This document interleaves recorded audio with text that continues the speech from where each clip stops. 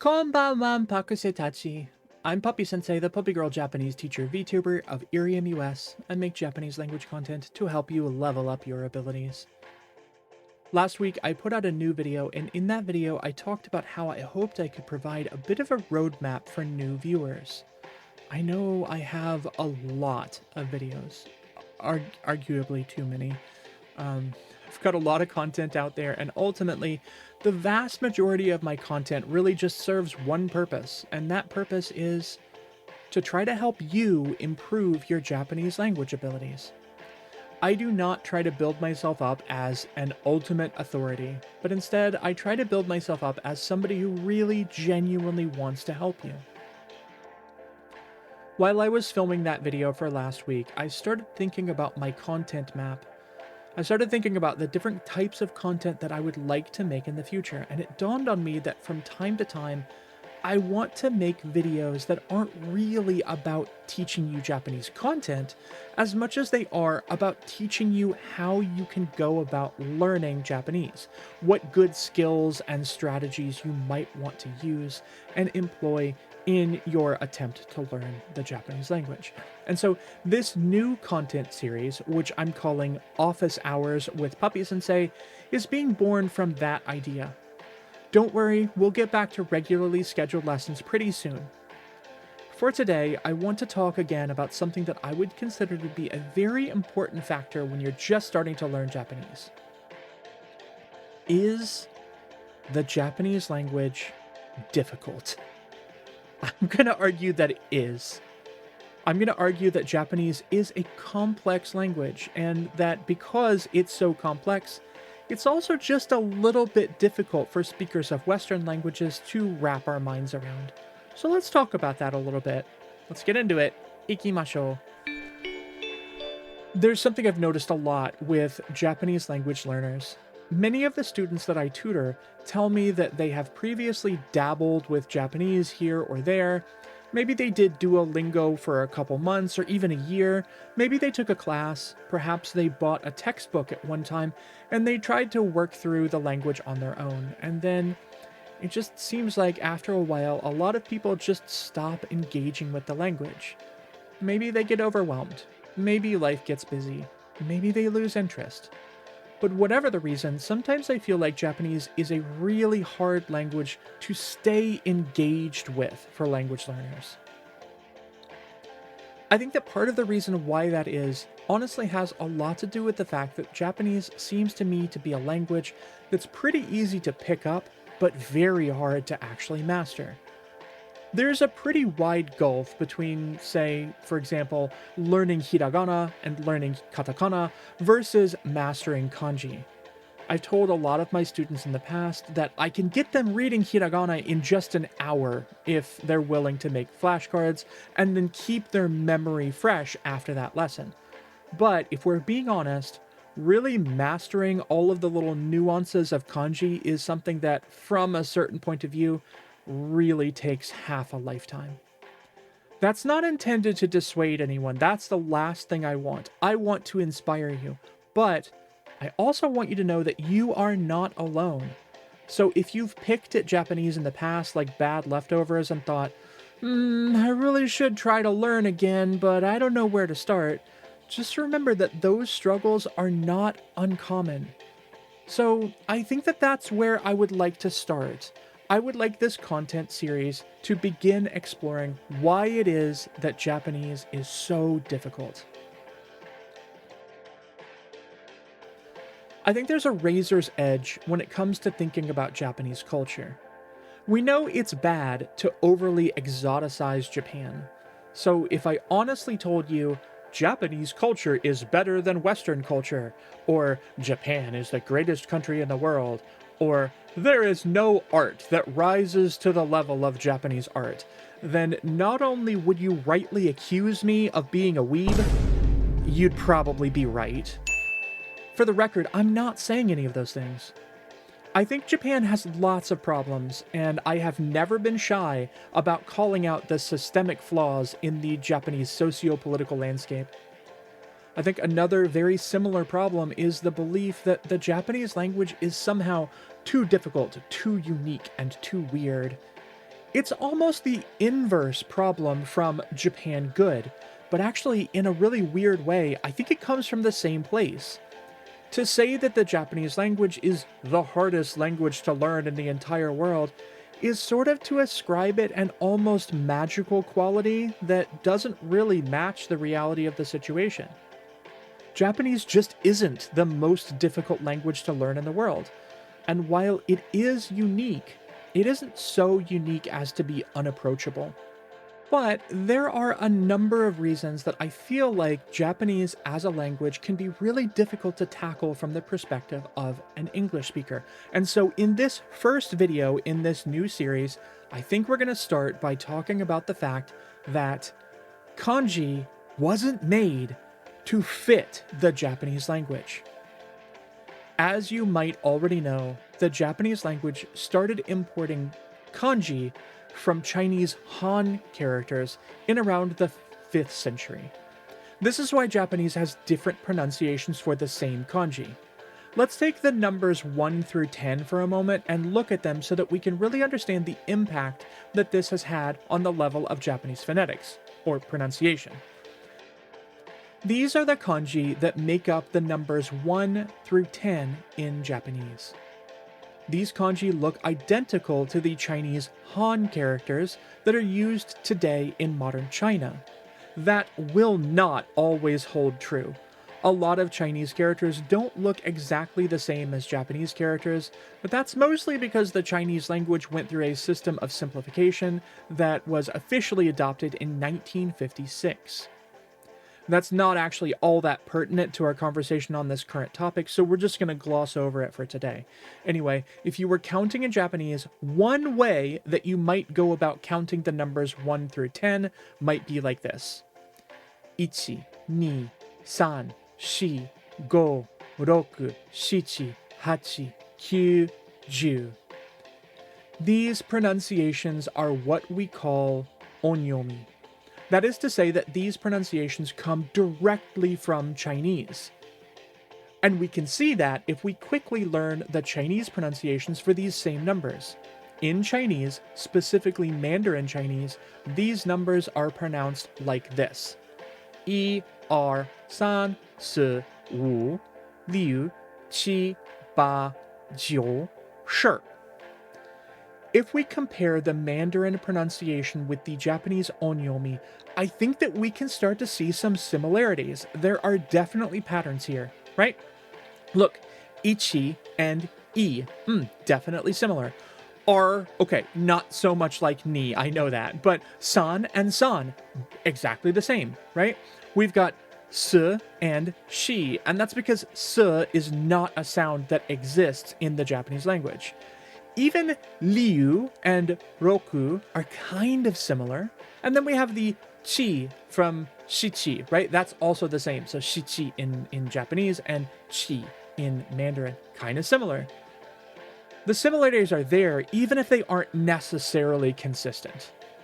But now, let's think about the Japanese kunyomi pronunciations, okay? Same kanji, same numbers, but the kunyomi would be hitotsu, futatsu, mitsu, yotsu, itsutsu, mutsu, nanatsu, yatsu, kokonotsu, to. The kunyomi obviously sound nothing at all like the Chinese pronunciations. Why actually is that? Well, here's the reality. Before kanji was introduced into the Japanese language, there already was a Japanese language. What we know of as kunyomi, the native Japanese pronunciations for words, and the pronunciations that existed before the contact with China, were kind of hybridized in a way. In a way, we should kind of think as the Japanese language being something like a hybrid of what was Old Chinese and what was very Old Japanese. The Japanese language that we know today is whatever Japanese was before kanji came to be, plus the Chinese pronunciations that were brought along with those kanji through their contact with China. And these together combine to make what we know of as the Japanese language today. Heck, there are even words in Japanese that still have holdovers from the original Ainu pronunciation, right? And the Ainu are another people group who live in Hokkaido. A good example of this is kami.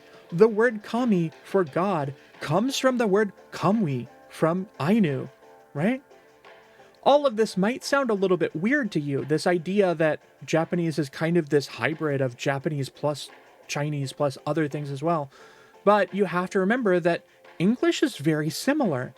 English is a hybrid of French and German and Latin, and it's got some Norse thrown in there just for fun.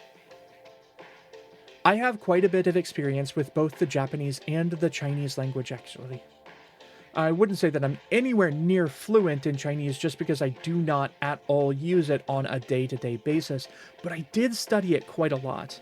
And I can tell you that Chinese grammar and Japanese grammar are completely incompatible. From a certain point of view, I would go so far as to argue that Chinese has one of the easiest grammatical structures in the world. Nothing really conjugates, word order isn't all that important. With Chinese, you mostly just take the words that you want to say in a sentence and kind of string them together in a logical way to form a coherent thought. The real difficulty with Chinese is that in the Chinese language, there are 30,000 Han characters that you need to memorize. Compare this with Japanese that has 3,000 common use kanji that you really should know. But Japanese has always had a really, really robust grammar that contrasts with Chinese.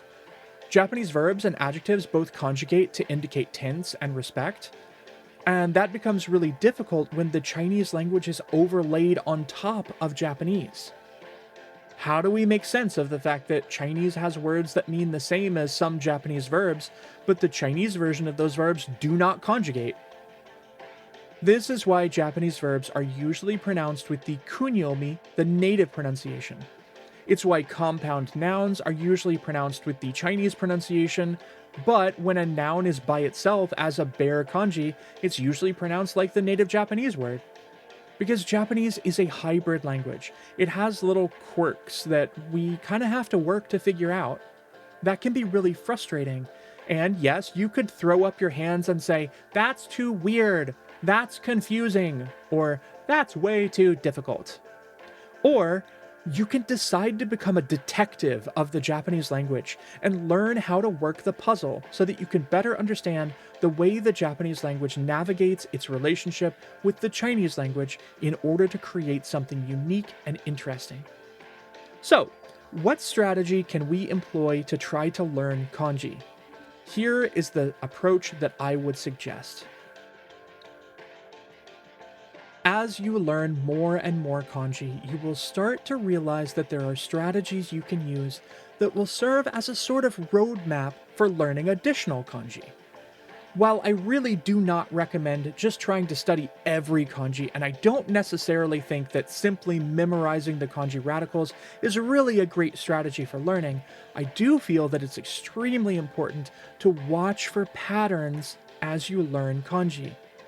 Kanji radicals allow you to see connections between different kanji.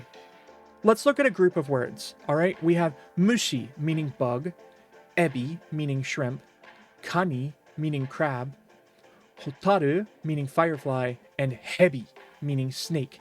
And we can see all of these kanji, right? And when you look at this particular grouping of words, mushi for bug, ebi for shrimp, kani, crab, hotaru, firefly, and hebi, snake, it may not be immediately evident what it is that they all share.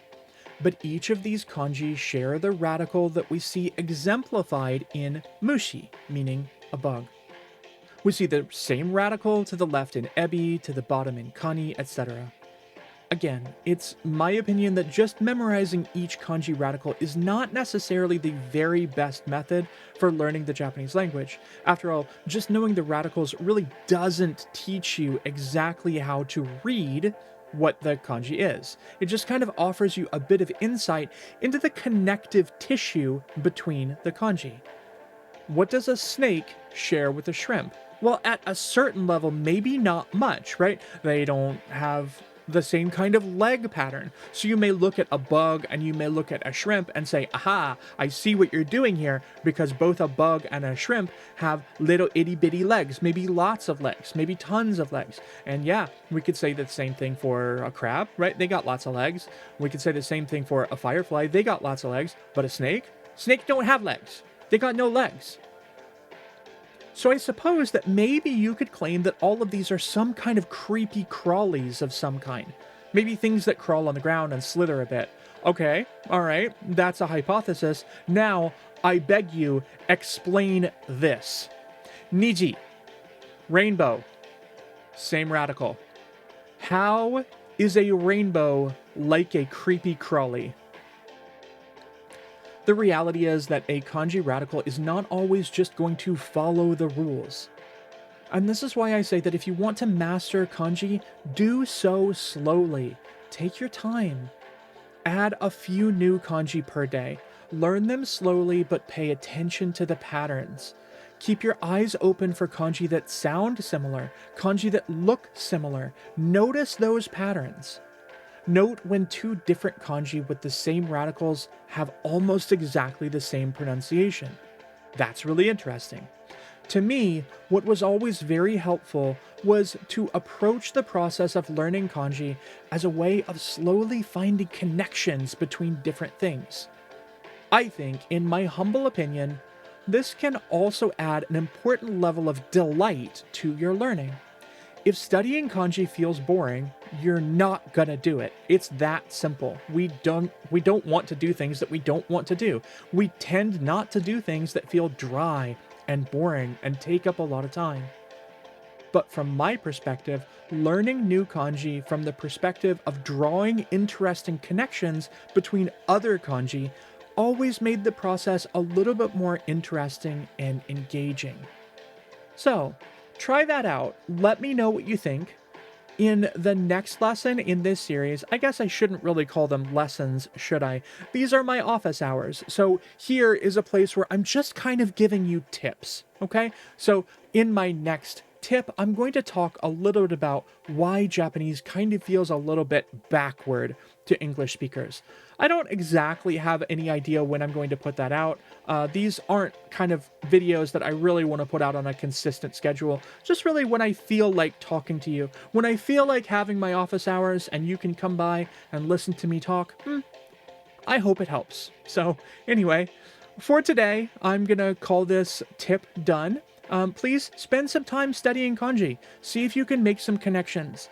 And I hope you enjoy it. I hope you can find some fun and entertainment in your studies. Because as I said, otherwise, you're not going to study.